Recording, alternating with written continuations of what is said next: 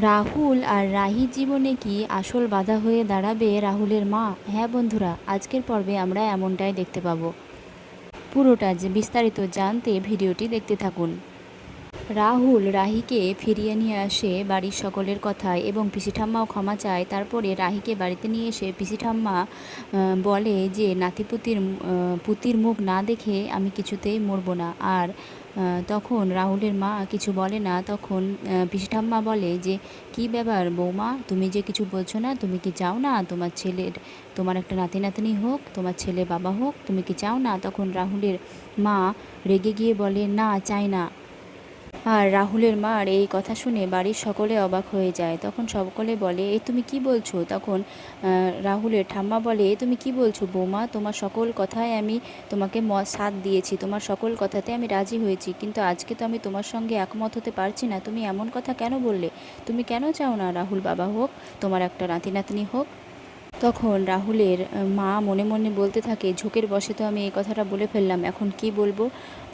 আমি তিতলির কথা এখন কি করে বলবো? তারপরে রাহুলের মা বলে যে না, আসলে রাহুল তো এখন টেনিস নিয়ে, ওকে তো এখন ভাবতে হবে না, আর এখনই ওর ঘাড়ে এত বড় দায়িত্ব চাপিয়ে দিলে কি করে হবে? এখনও তো অনেক সময় আছে। আর তাছাড়া রাহুলকে তো ইন্টারন্যাশনালেও খেলতে হবে নাকি, ওকে তো চ্যাম্পিয়ন হতে হবে, আমাকে মা হয়ে ছেলের দিকটাও তো ভাবতে হবে নাকি? এই বলে রেগে গিয়ে রাহুলের মা ঘরে চলে যায়।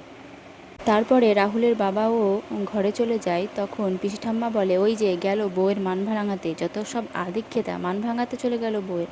তাই বলে রাহুলের মায়ের ফোনে একটা ফোন আসে আর ফোনটা সেখানে ফেলে যায়। তখন পিসি ঠাম্মা বলে এই যে নাথ বৌমা, যাও তোমার আদরের পেয়ারের শাশুড়িকে ফোনটা দিয়ে এসো দেখি।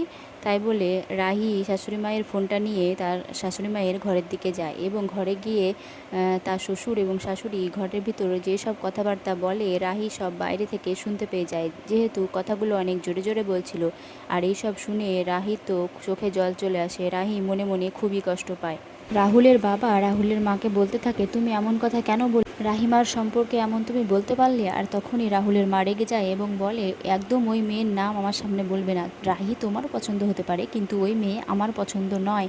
তখন রাহুলের বাবা বলে যে তাহলে মেয়ে ও তোমার পছন্দ নয়, কিন্তু অপছন্দেরও তো কোনো একটা কারণ থাকবে নাকি? সেই কারণটা কি, আমি তো সেটাই জানতে চাই। তখন রাহুলের মা বলে যেই বাড়িতে তিতলির মতো একটা মেয়ে থাকে সেই বাড়ির মেয়ের শরীরে আমাদের বাড়ির বংশধর বেড়ে উঠবে, আমাদের বাড়ির বংশধরের রক্ত থাকবে, সে আমি চাই না।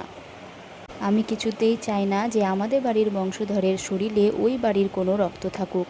ওরা কেউ ভালো নয়, এই বলতে থাকে রাহুলের মা। আর এ কথা শুনে খুবই তো দুঃখ পায় রাহি, কারণ বাইরে থেকে রাহি সব শুনছিল। রাহি বাইরে থেকে দাঁড়িয়ে দাঁড়িয়ে কাঁদতে থাকে আর ফোনটা সেখানে রেখে চলে যায় রাহি। আর রাহুলের বাবা বলে তুমি এসব কী বলছো? রাহির মতো মেয়ে খুঁজলেও পাওয়া যায় না। ওর মতো মেয়ে যেই বাড়ির বউ সেই বাড়ির গর্ব হওয়া উচিত। তুমি বুঝতে পারছো রাহিমা?